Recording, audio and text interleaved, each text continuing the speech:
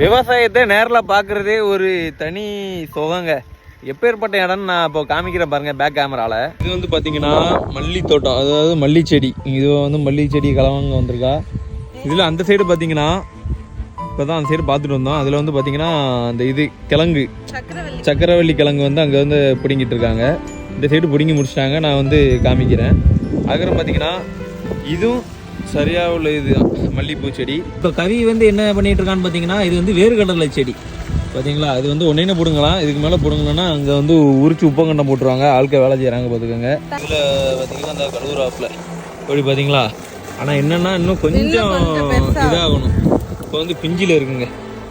ஆனால் நல்லா சின்ன மல்லி செடி சின்னதுல எவ்வளோ மொட்டை இருக்கு. இன்னும் பெருசானா சூப்பராக இருக்கும். இது வந்து பார்த்தீங்கன்னா இந்த சக்கரவள்ளி கிழங்குலாம் பிடுங்கி போட்டிருக்காங்க. நீ டிராக்டர் வண்டியில் ஏற்றிடுவாங்க. இந்த பிடுங்கிட்டு வண்டியை வச்சு இதுன்பாங்க கிளறி விடுவாங்க. ஏன்னா அது உள்ளலாம் இருக்குல்ல பார்த்தீங்களா. அதான் அந்த கிழங்கு. அதில் அந்த வேஸ்டேஜ்லாம் இதில் போட்டு போயிடுவாங்கன்னு நினைக்கிறேன். இல்லை இனிமேல் தான் பிறக்குவாங்கன்னு நினைக்கிறேன். இருக்குது பார்த்தீங்களா. இதுதான் சக்கரவள்ளி கிழங்கு செடி. இதுவே அந்த பார்த்தீங்களா கிழங்கு சம்மனு செமையாக இருக்குல்ல. அப்படியே கழுவிட்டு பச்சை சாப்பிட்ற வேண்டியதான். யார் யாருக்கெல்லாம் விவசாயம் பிடிக்குமோ மறக்காம நம்ம கிரீன் கலர் காட்ட கமெண்ட்ல அனுப்பிட்டு போங்க.